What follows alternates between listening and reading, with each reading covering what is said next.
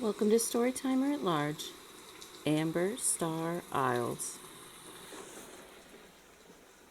On August 25, 1983, a man walking his dog in Gary, Indiana, stumbled upon the body of a young woman. Her body was found in a wooded area 318 feet west of Clark Road, according to her death certificate.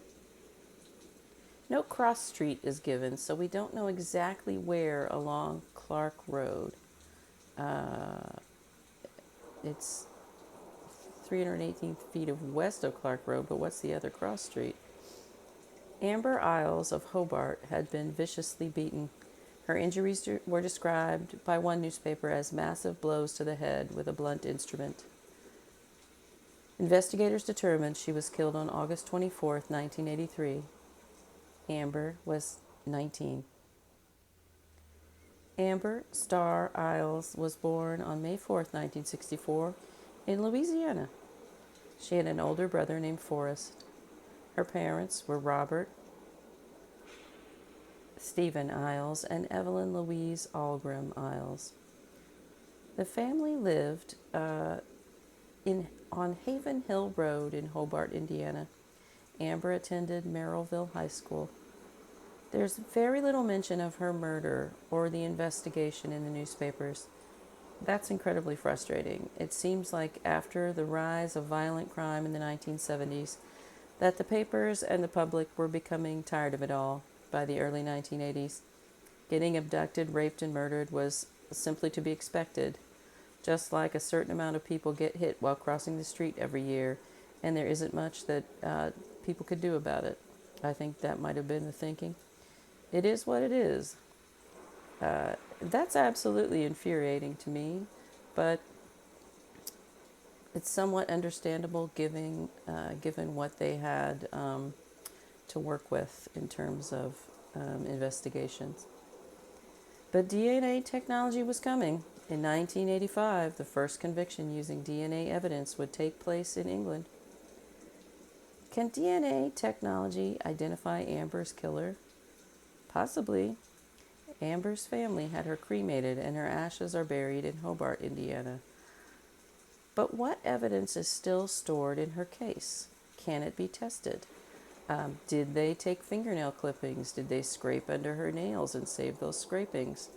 It's very possible that she touched or scratched her abductor. Perhaps there's a perpetrator whose DNA is in CODIS already. There's always hope. Amber was only 19. What would she have become if she had been allowed to live? If you know something that could help solve this case, please call the Gary, Indiana Police Department at 219-881-7300.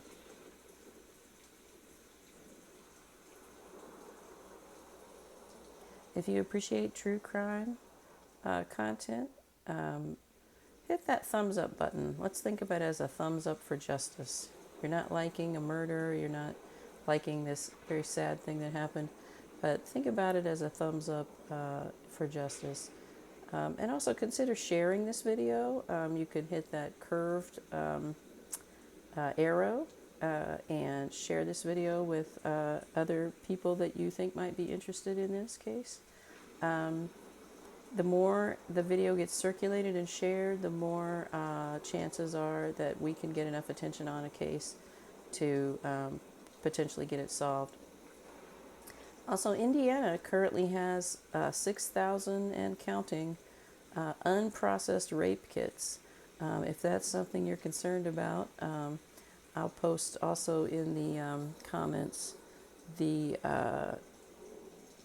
address and phone number for the governor of Indiana, Mike Braun, at this time, and you can send him a postcard or give him a call and help him decide to push through that funding that Indiana's legislators are supposedly working on right now to fund the processing of those 6,000 and counting unprocessed rape kits.